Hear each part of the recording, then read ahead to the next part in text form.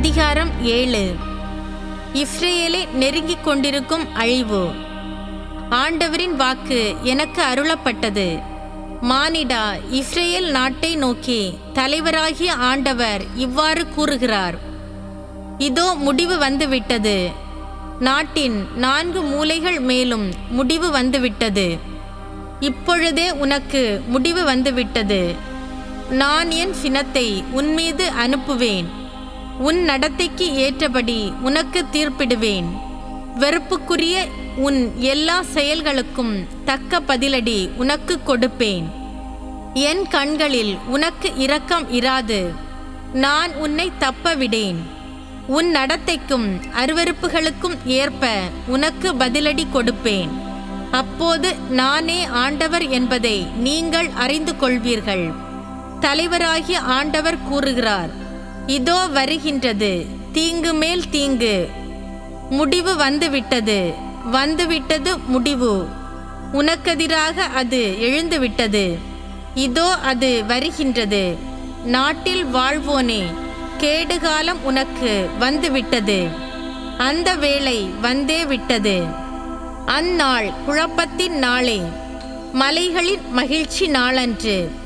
இப்போது விரைவில் என் சீற்றத்தை உன்மேல் பாய்ச்சி என் சினத்தை ஆற்றிக்கொள்வேன். உன் வழிகளுக்கேற்ப உனக்கு தீர்ப்பிட்டு உன் அருவருப்புகளுக்கு தக்கபடி உனக்கு பதிலடி கொடுப்பேன். என் கண்களில் உனக்கு இரக்கம் இராது. நான் உன்னை தப்ப விடேன். உன் நடத்தைக்கும் உன் நடுவில் இருக்கும் அருவருப்புகளுக்கும் ஏற்ப உனக்கு பதிலடி கொடுப்பேன். அப்போது நானே ஆண்டவர் எனவும் நானே தாக்குகிறேன் எனவும் நீங்கள் அறிந்து கொள்வீர்கள். இதோ அந்த நாள் அது வந்துவிட்டது. கேடுகாலம் நெருங்கிவிட்டது. அநீதி துளிர்த்து விட்டது. செருக்கு அரும்பிவிட்டது. கொடுமையின் கோலாக வன்முறை வளர்ந்துள்ளது. அவர்களில் எவருமே தப்ப முடியாது. அவர்களது செழிப்போ அவர்களது செல்வமோ எதுவுமே தப்ப முடியாது. அவர்களுக்குள் யாருமே மேன்மையுடன் திகழ முடியாது. அந்நேரம் வந்துவிட்டது. அந்நாள் நெருங்கிவிட்டது. வாங்குவோர் மகிழ வேண்டாம், விற்போர் வருந்த வேண்டாம்.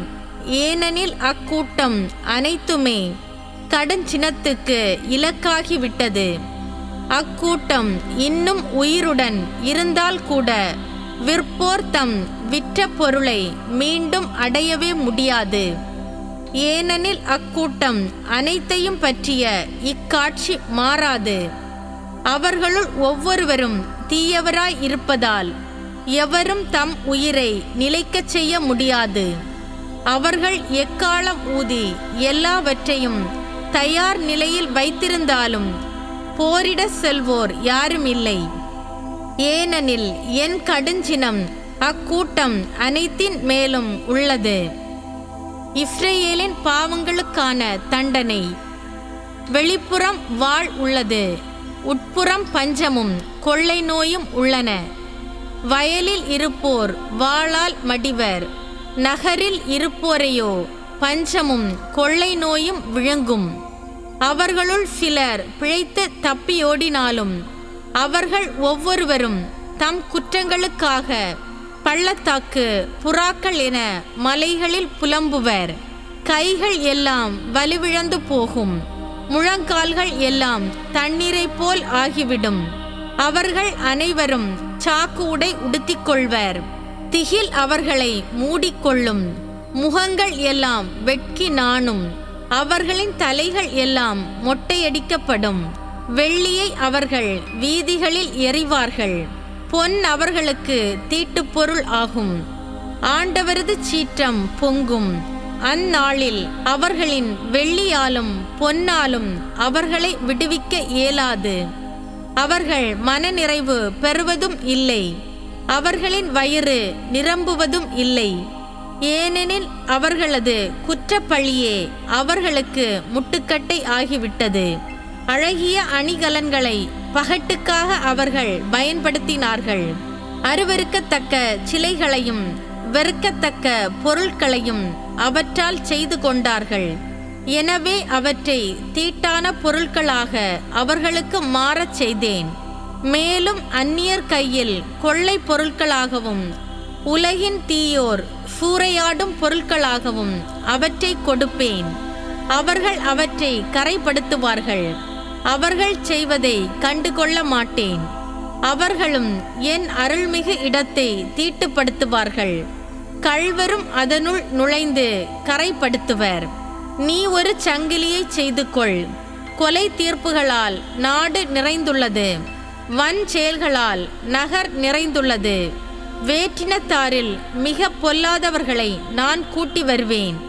இவர்களுடைய வீடுகளை அவர்கள் கைப்பற்றுவார்கள். வலியோரின் ஆணவத்தை அடக்குவேன்.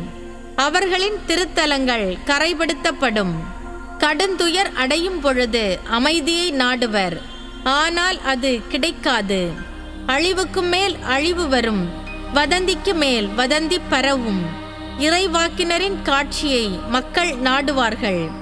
ஆனால் குருக்களிடம் திருச்சட்டமும் மூப்பர்களிடம் அறிவுரையும் அற்றுப்போகும். அரசர் புலம்புவார்.